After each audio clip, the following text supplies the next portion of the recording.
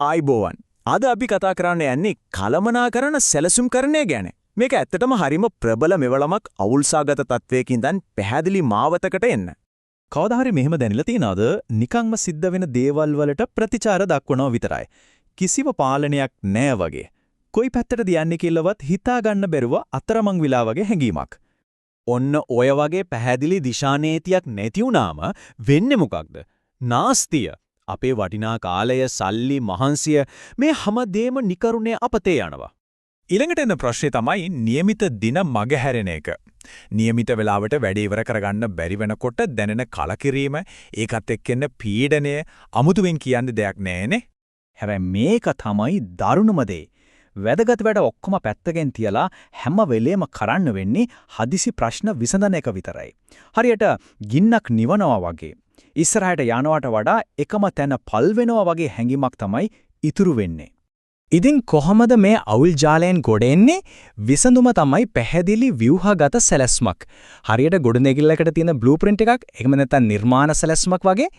හොඳයි. අද මේ විග්‍රහය පුරාවට අපි බලමු සැලැස්මක තියෙන බලය මොකක්ද? ඒකේ මූලිකාංග, අපිට පාවිච්චි කරන්න පුළුවන් මෙවලම්, ස්මාර්ට් ඉලක්ක හදාගන්නේ කොහොමද සහ ඉලක්ක හදන ප්‍රවේශ දෙකක් ගැන. එනම් අපි කෙලින්ම යමු පළවෙනි කොටසට. සැලැස්මක බලය.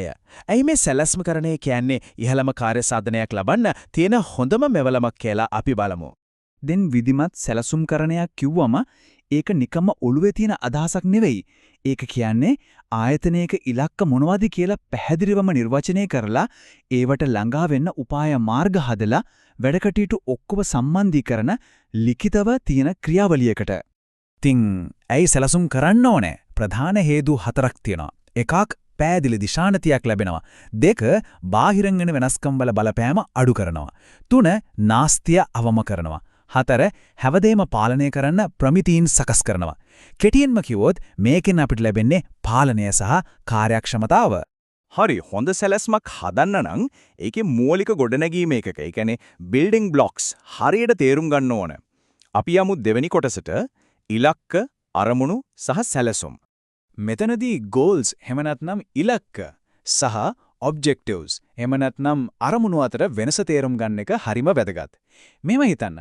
ඉලක්කය කියන්නේ කන්දක් උඩට යන එක වගේ ලොකු පුළුල් දැක්මක්. එතකොට අරමුණු කියන්නේ ඒ කන්ද නගිනකොට අපි පහු කරන හැම සංදිස්ථානයක්ම වගේ. ඒ කියන්නේ ඒ ලොකු ඉලක්කයට යන්න තියෙන මැනින්න පුළුවන් නිශ්චිත පියවරවල් තමයි අරමුණු. තව හරිම වැදගත් වෙනසක් තියෙනවා.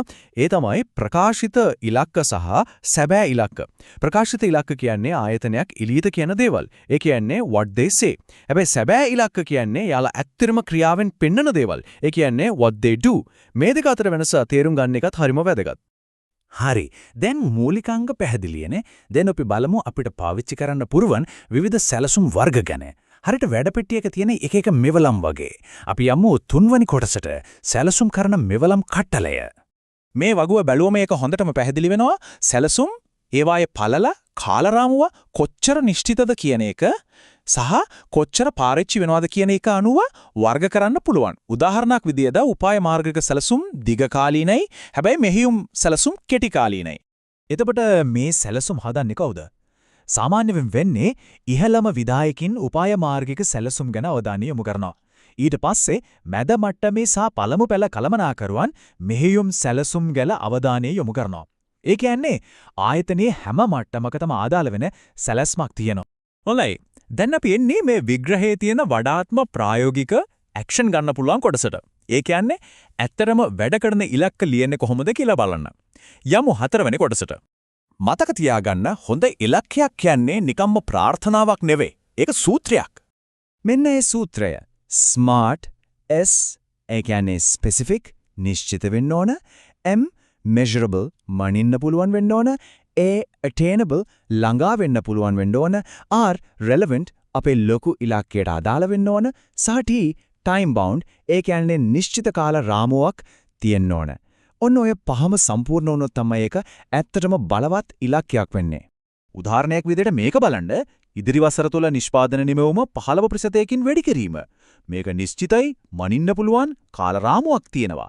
බලන්න මේක කොච්චර බලවත් ව්‍යාපාරික ඉලක්කයක්ද කියලා. මේ ස්මාර්ට් සූත්‍රය ව්‍යාපාර වලට විතරක් නෙවෙයි පෞද්ගලික ඉලක්කවලටත් නියමයටම පාවිච්චි කරන්න පුළුවන්. උදාහරණයක් විදියට මේ අධ්‍යයන වාරයේ අවසානයේ GPA ගේ 3.0 ඉඳන් 3.5 දක්වා ඉහළ ඩංගවනවා. බලන්න ඒකත් නිශ්චිතයි මනින්න පුළුවන් කාලරාමුවක් තියෙනවා. හරි දැන් අපි යමු අවසාන කොටසට. ආයතන මේ ඉලක්ක ක්‍රියාත්මක කරන ප්‍රධාන ක්‍රම දෙකක් තියෙනවා. ඒ තමයි ඉහළින් ඉඳන් පහළට එන ක්‍රමය සහ හැමෝගෙම සහයෝගයෙන් කරන ක්‍රමය. අපි බලමු මේ දෙක ගැන. මේ ප්‍රවේශ දෙකට කියන්නේ සාම්ප්‍රදායික ඉලක්ක සැකසීම සහ අරමුණු මගින් කළමනාකරණය. එහෙමත් නැත්නම් MBO. සාම්ප්‍රදායික ක්‍රමයේදී වෙන්නේ ඉලක්ක ඉහළින්ම හදලා පහළට දෙන එක. හැබැයි MBO ක්‍රමයේදී ඉලක්ක හදන්නේ දෙපාර්ශ්වයේම එකඟතාවයේ. දැන් අපි බලමු සාම්ප්‍රදායික ක්‍රමය කොහොමද වැඩ කරන්නේ කියලා. ඒක පටන් ගන්නෙ මෙහෙමයි. ඉහළම කළමනාකාරීත්වයෙන් හරීම පුළුල් සාමාන්‍ය ඉලක්කයක් එනවා. ඊට පස්සේ ඒ ඉලක්කය ඊළඟ මට්ටමට ඒ කියන්නේ කොට්ටාශ කළමනාකාරට එනකොට තව ටිකක් නිශ්චිත වෙනවා. හැබැයි තවත් පහළට ඒ කියන්නේ දෙපහමනාන්තු කළමනාකාරු ළඟට එනකොට බලන්න මුල් අරමුණේ අර්ථය ටික ටික විකෘති වෙන්න පටන් අරන්. අන්තිමටම සේවකයා ළඟට එනකොට ලැබෙන පණිවිඩය සම්පූර්ණයෙන්ම වෙනස් වෙලා මුල් ඉලක්කයත් එක්ක කිසිම සම්බන්ධයක් නැහැ. ඔන්න ඕක තමයි මේ ක්‍රමයේ තියෙන ලොකුම දුර්වලතාවය.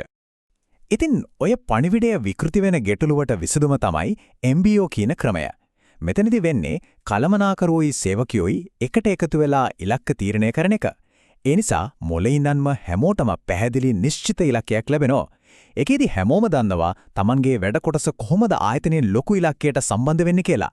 ඒක ලොකු පෙළඹවීමක් ඇති කරනවා. ඉතින් පාවිච්චි කරන ක්‍රමය මොකක් වුණත් තීරණාත්මක කාරණේ නම් පැහැදිලි. හොඳින් නිර්මාණය කරපු සැලැස්මක් තමයි අභිලාෂයක්. එහෙමත් නැත්නම් හීනයක්, ඇත්ත ජයග්‍රහණයක් බවට පත් කරන්නේ. ඉතින් අවසාන වශයෙන් මේ ගැන පොඩ්ඩක් හිතන්න. අදම ස්මාර්ට් ඉලක්කයක් බවට පත් කරන්න පුරුවන් තමන්ගේ එක ඉලක්කය මොකද්ද?